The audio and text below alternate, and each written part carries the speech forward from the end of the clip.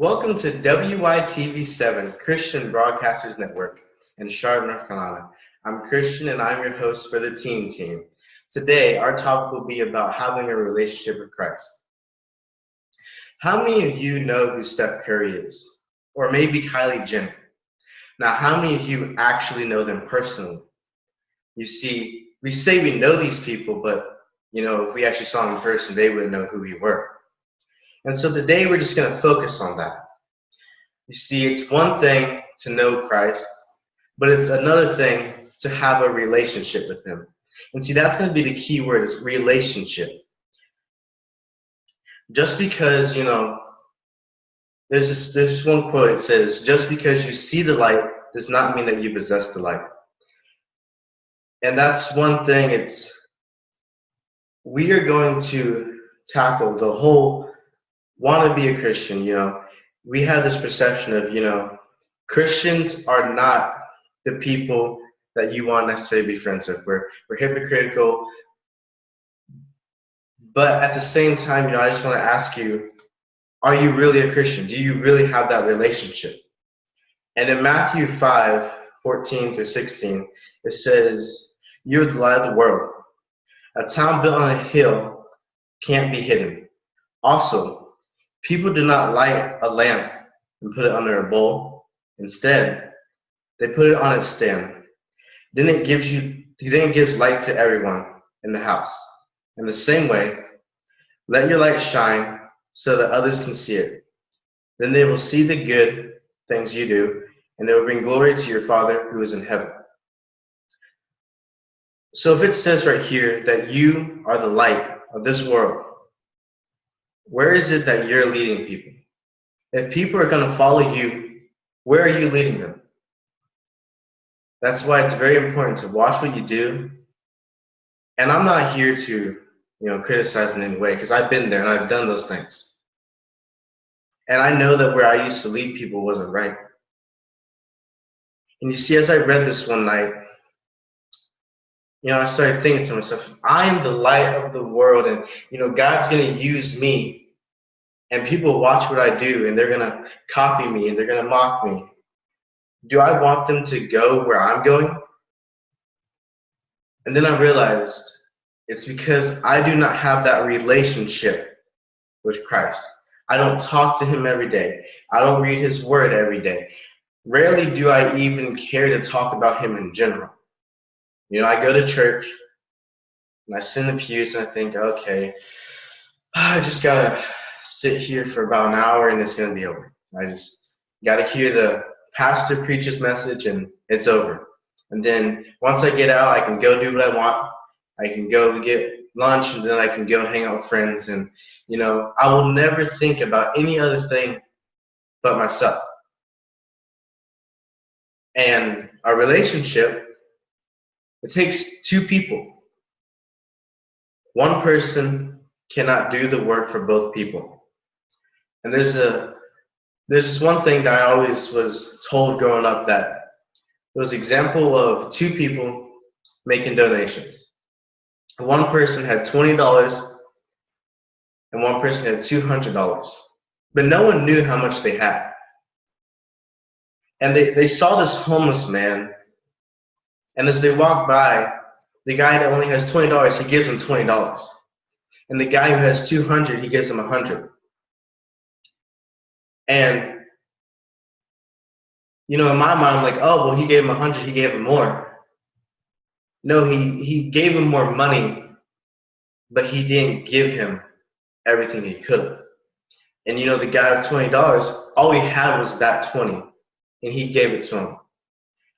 That's how relationships are supposed to work.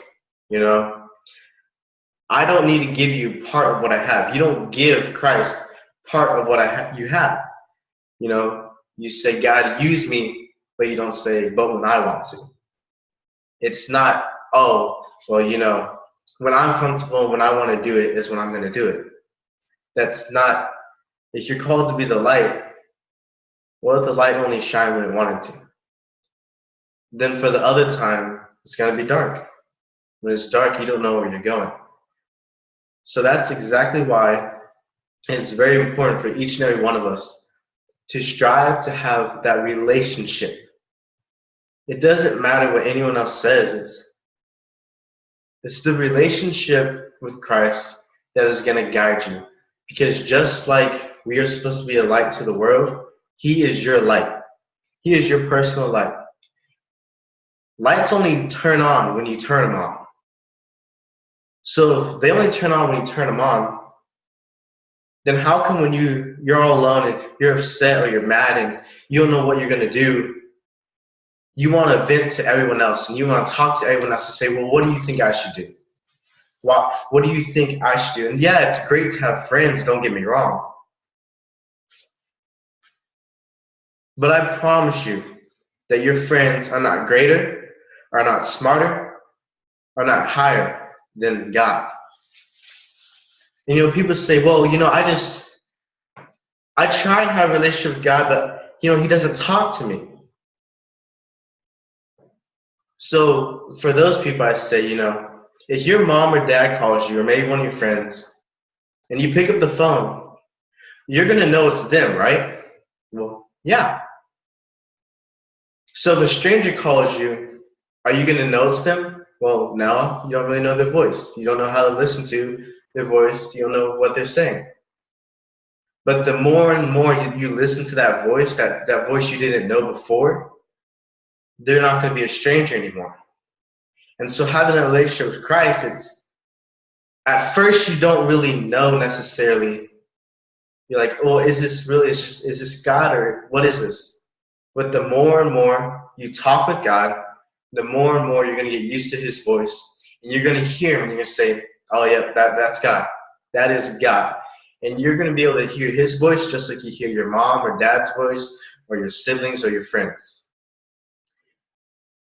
And the biggest reason why it is important for us to have this relationship is our generation of teenagers are so lost. The last thing I guarantee that they ever think about is God. They want to go out and you want to smoke and you want to drink and you want to have sex before marriage and you want to do all these things that are fun to you. And you don't want to have any boundaries or any guidelines whatsoever. You think, oh well, if I go to church, people are gonna look down on me. And if I go to church, they're gonna judge me. If you're so worried about people judging you, then quit doing the things that you're doing. If you know that those things are wrong and you know you're not supposed to do those things, then why don't you make a difference? Why don't you change that thing about you? If you're tired of going to bed every night thinking, I wish it was different, then in the next morning that you wake up, change one thing about yourself. Change one action that you make, and you will see a difference. You're tired of, not remembering what you did because you smoked or drank too much, then the next day say no. And I guarantee you're going to wake up and you're going to remember what you did that day.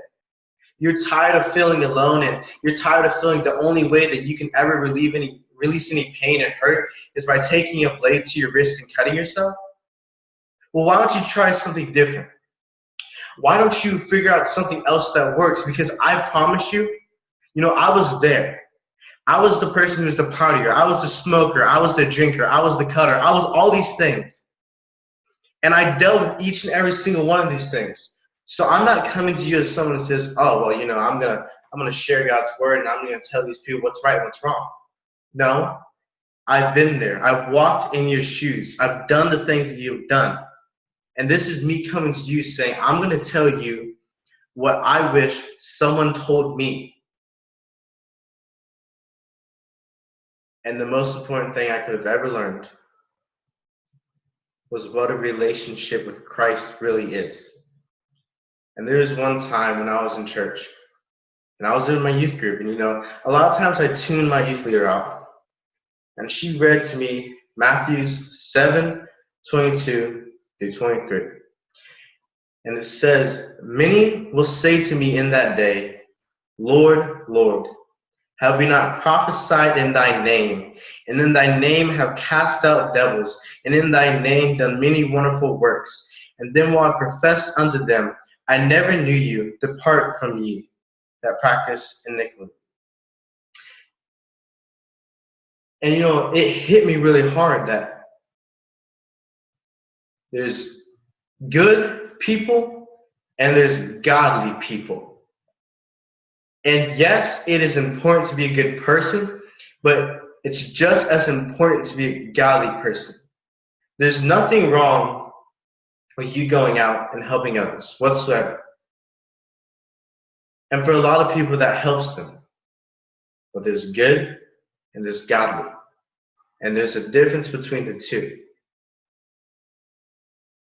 Once you realize what that relationship is and how that relationship is, you will see a difference in you. But you had to make a decision. It just takes one step out in faith for you to step out on those waters and keep your eyes focused on God. And just know that He's going to be there and He's going to guide you. And people say, well, God wasn't there for me when I went through this. And God wasn't there for me when I did this. Did you go to Him? Well, yeah, but you see, He didn't. I prayed and He didn't answer it, so then I kind of just stopped praying. Where was God during David and Goliath? Where was God with the Israelites and God with Moses in the ark? And that God is the same God that you have today. God has not changed whatsoever. The only thing that has changed is this world and the things that you believe. God is the same yesterday, today, and tomorrow.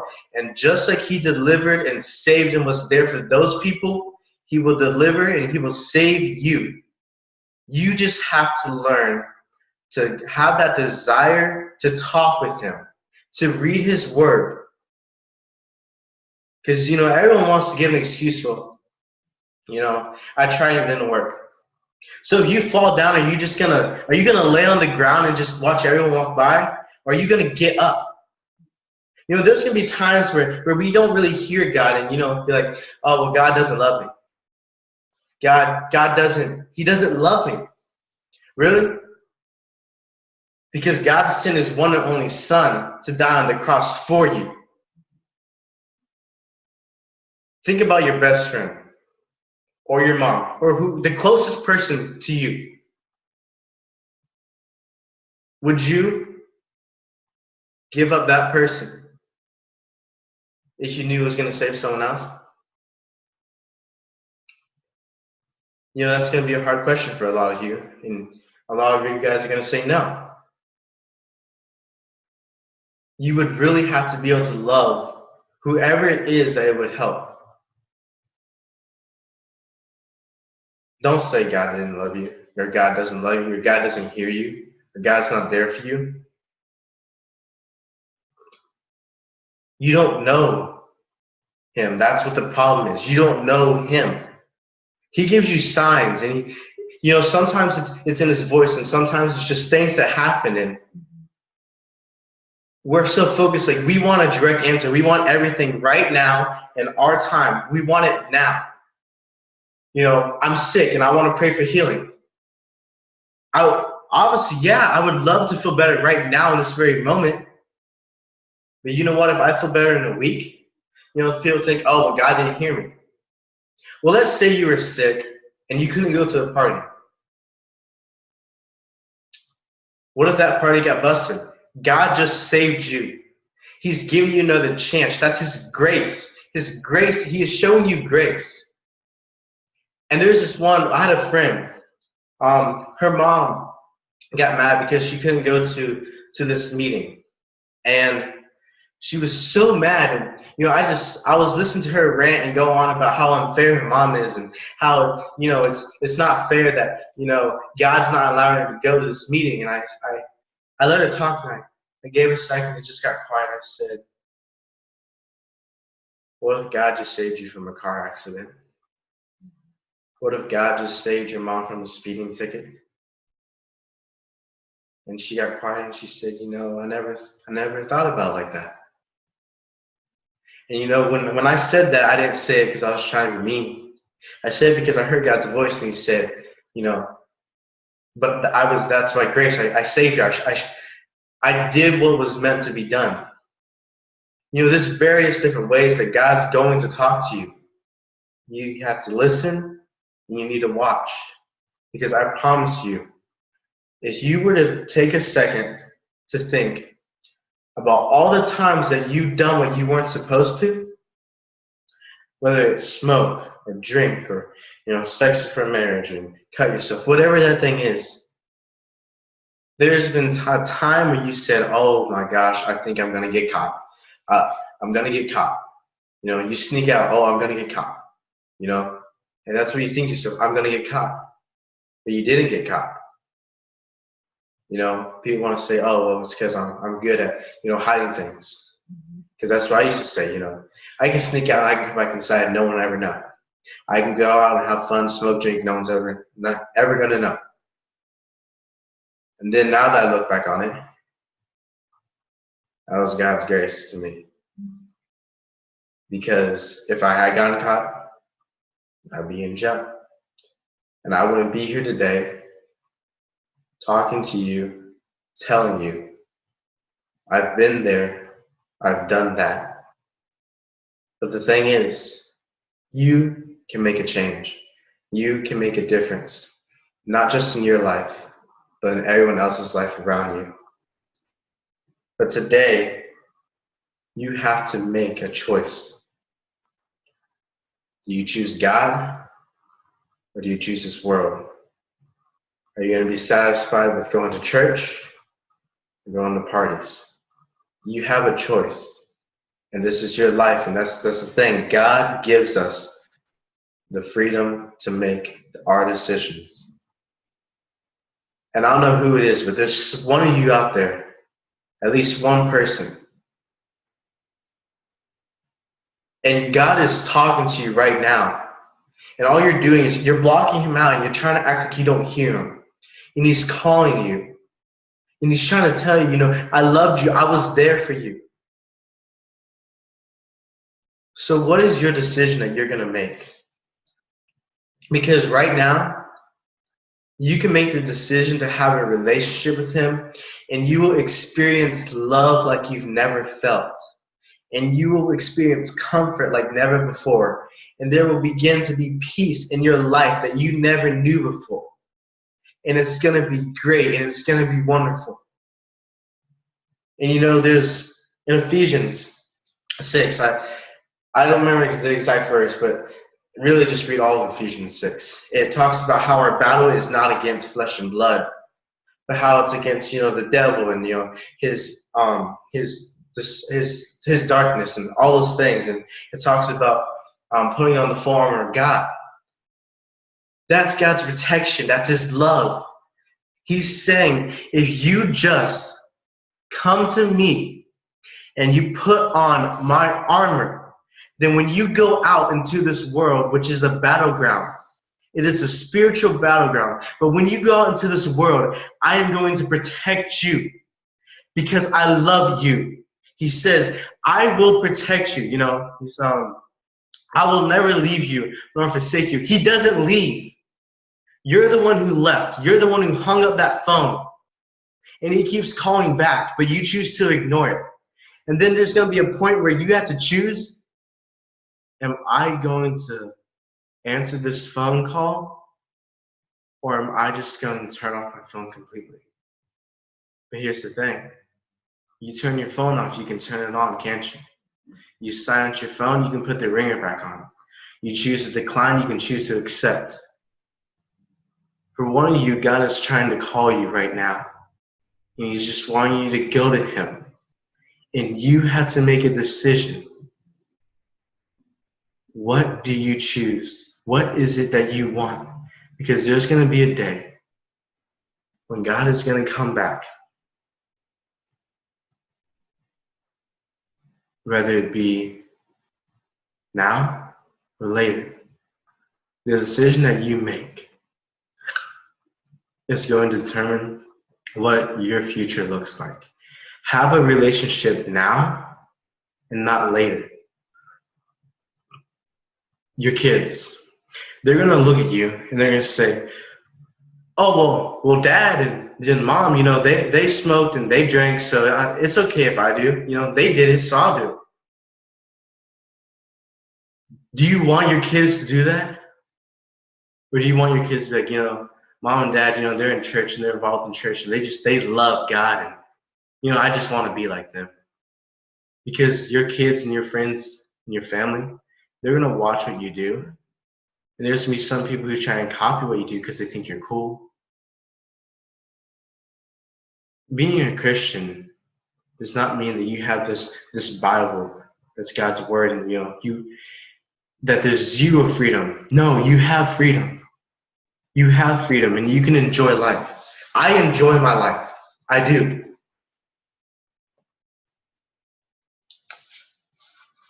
It's that relationship.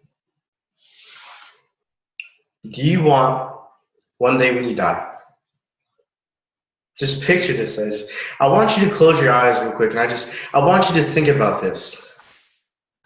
You see yourself, you're dressed up, you're looking as nice as you can, and you walk up to this door.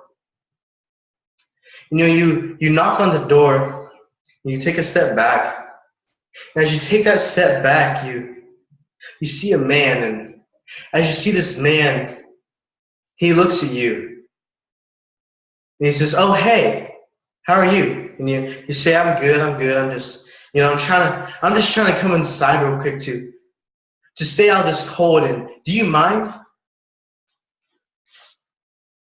And he looks at you and he says, "Do I know you? I feel like I've seen you, but do I really know you?" And so in your mind, you're thinking, yeah, when it snowed, I shoveled the snow out your driveway and I cut your grass once. You're thinking to yourself, I deserve to come in. I helped you. But did you help him to be seen by people or to be seen by him? Do you do things now to be seen by this world? You go out and you volunteer and you make a post on your Snapchat and your Instagram, where you text someone, "Oh yeah, I'm volunteering today. Sorry, I can't talk or I can't hang over this time." And they give you a pen back. "Oh really? Oh, that's sweet. That's nice."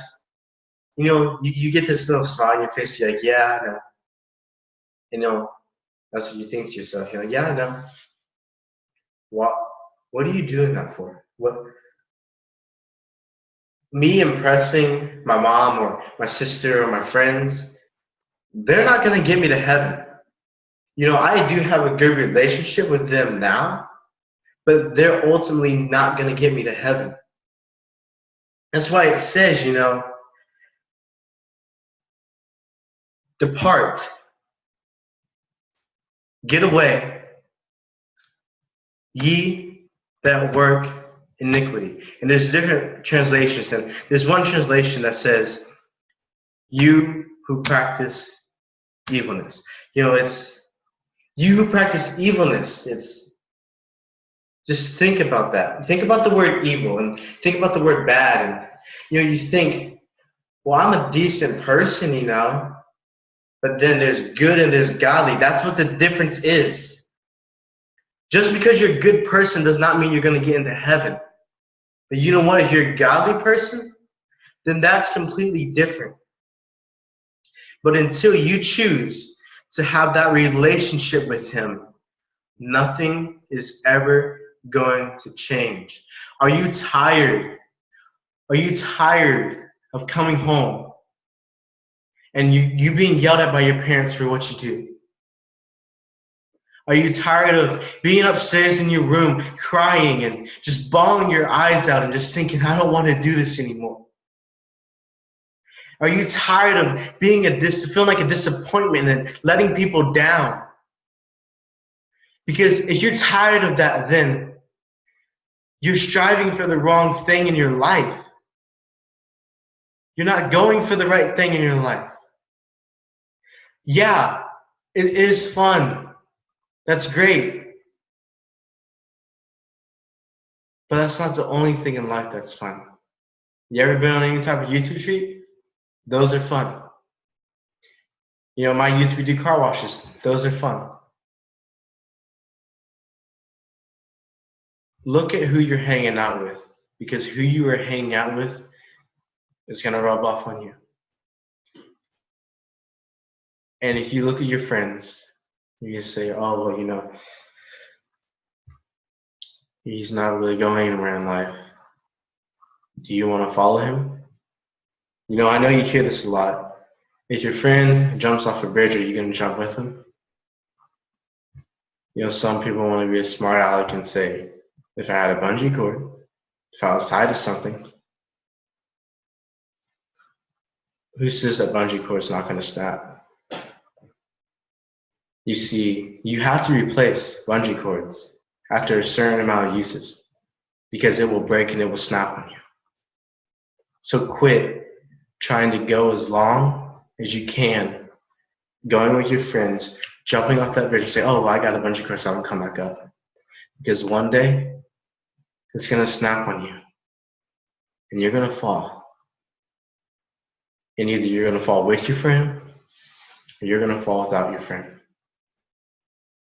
Because as much as y'all, as close as you guys are and how much you guys hang out, they are not going to save you. You know, we're like, you know, I'd take a bullet for you. Really? No, you wouldn't. They're not going to take that bullet for you, no matter how much you want to believe them. Why do you put so much time in a relationship that is ultimately leading you farther and farther away from God? He's standing where he's been standing. Right now in your life, you're at a crossroads. You either go left or you go right. You see, let's say God's to the right. He sits there and he waits and he stretches out his arm as far as he can. But you have to take his hand and you have to allow him to help you to get up. So right now, I want you to ask yourself, are you tired of being alone? Are you tired of being hurt and broke down? And if you are, then call out to God. Just tell him that you're sorry for running for so long. You're sorry for going after the wrong things. And just tell him that you have a desire to have that relationship with him and to get to know him like you've never known him before. And I promise you, if you do that, you will see a change in yourself and in your life. It's just one decision, one prayer. It's all it takes. It's all it's ever taken. It's the power of one. One God created this earth. Jesus was one person who walked and lived perfectly and died on the cross for your sins. But you know what? When people thought that they beat him, he rose on that third day. He defeated hell and he did what no one else has ever done in their entire life. God was with Jesus then. God, all these Bible stories, he was there. And he's there for you today. This is your modern day Bible story. Zach was a partier, but God was with him, and God set him free. Angela was depressed. Matthew was depressed, but God set him free. He delivered them and he broke away those chains. But it was not until that he called on them, until those people said, God, just help me, comfort me, be there for me. He's the God of love, and he's loved you with an unconditional love. The world says, I love you if. God says, I love you even if. It's time for you to have a relationship with God, you want your life to change. You want to get back up on your feet. You want to see a change in your life? Go to God. That's the only way anything is ever going to change in your life. Because you might be able to do something, but it's only for a certain amount of time, because you're only so strong. I don't care how much you go to the gym. I don't care how fast and how far you can run. Because guess what? You can only run for so far. You can only lift so much weight. But God is bigger. God is greater than anything that is ever going to come against you in this world. And He is going to wrap His arms around you, and He is going to comfort you when you need it. You have a choice. Do you want that relationship with Him? Or do you want to keep living like you're living? For some of you, it's going to be very hard to make your decision. I understand that. But whatever decision that you do make, just know that even if you don't choose to have that relationship, He still has and always will love you. You know, you can love the sinner but hate the sin. And whether it be today or in a year that you go to Him and say, God, I want that relationship, He's always going to be there. He's always going to be there, no matter what. You just have to choose to have that relationship with Him. It's your choice. Make it wisely. Can I clap? Oh.